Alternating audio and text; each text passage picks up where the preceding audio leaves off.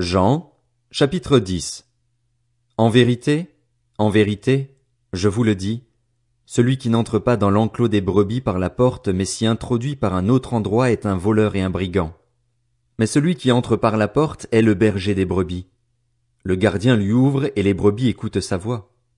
Il appelle par leur nom les brebis qui lui appartiennent et il les conduit dehors. Lorsqu'il les a toutes fait sortir, il marche devant elles et les brebis le suivent, parce qu'elles connaissent sa voix. Elles ne suivront pas un étranger, mais elles fuiront au contraire loin de lui, parce qu'elles ne connaissent pas la voix des étrangers. Jésus leur dit cette parabole, mais ils ne comprirent pas de quoi il leur parlait. Jésus leur dit encore, en vérité, je vous le dis, je suis la porte des brebis. Tous ceux qui sont venus avant moi sont des voleurs et des brigands, mais les brebis ne les ont pas écoutés. C'est moi qui suis la porte. Si quelqu'un entre par moi, il sera sauvé. Il entrera et sortira, et il trouvera de quoi se nourrir. Le voleur ne vient que pour voler, égorger et détruire. Moi, je suis venu afin que les brebis aient la vie et qu'elles l'aient en abondance. Je suis le bon berger. Le bon berger donne sa vie pour ses brebis. Le simple salarié, quant à lui, n'est pas le berger et les brebis ne lui appartiennent pas. Lorsqu'il voit venir le loup, il abandonne les brebis et prend la fuite. Alors le loup s'en empare et les disperse. Le simple salarié s'enfuit, car il travaille pour de l'argent et ne se soucie pas des brebis.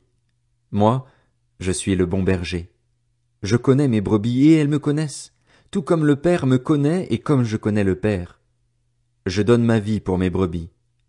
J'ai encore d'autres brebis qui ne sont pas de cet enclos. Celles-là aussi, il faut que je les amène. Elles écouteront ma voix et il y aura un seul troupeau, un seul berger. Le Père m'aime, parce que je donne ma vie pour la reprendre ensuite. Personne ne me l'enlève, mais je la donne de moi-même. J'ai le pouvoir de la donner et j'ai le pouvoir de la reprendre.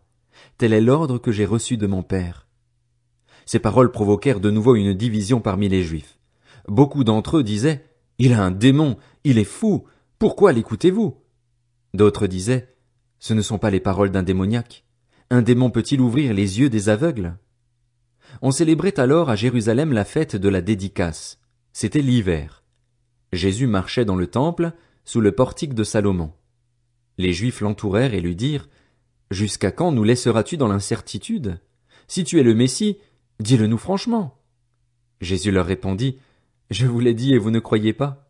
Les œuvres que je fais au nom de mon Père témoignent en ma faveur, mais vous ne croyez pas parce que vous ne faites pas partie de mes brebis, comme je vous l'ai dit. Mes brebis écoutent ma voix, je les connais et elles me suivent. Je leur donne la vie éternelle. Elles ne périront jamais et personne ne pourra les arracher à ma main. Mon Père, qui me les a donnés, est plus grand que tous et personne ne peut les arracher à la main de mon Père. Le Père et moi, nous sommes un. » Alors les Juifs prirent de nouveau des pierres pour le lapider. Jésus leur dit, « Je vous ai fait voir beaucoup de belles œuvres qui viennent de mon Père. À cause de laquelle me lapidez-vous? » Les Juifs lui répondirent, « Ce n'est pas pour une belle œuvre que nous te lapidons, mais pour un blasphème, parce que toi, qui es un être humain, tu te fais Dieu. » Jésus leur répondit, « N'est-il pas écrit dans votre loi, j'ai dit, vous êtes des dieux? S'il est vrai qu'elle a appelé Dieu ceux à qui la parole de Dieu a été adressée et si l'écriture ne peut pas être annulée, comment pouvez-vous dire à celui que le Père a consacré et envoyé dans le monde, tu blasphèmes, et cela parce que j'ai affirmé, je suis le Fils de Dieu? Si je ne fais pas les œuvres de mon Père, ne me croyez pas. Mais si je les fais, même si vous ne me croyez pas, croyez à ces œuvres afin de savoir et de reconnaître que le Père est en moi et que je suis en lui. » Voilà pourquoi ils cherchaient encore à l'arrêter, mais il leur échappa.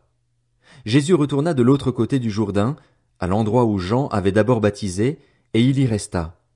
Beaucoup de gens vinrent vers lui. Ils disaient, « Jean n'a fait aucun signe miraculeux, mais tout ce qu'il a dit à propos de cet homme était vrai. » Et là, beaucoup crurent en lui.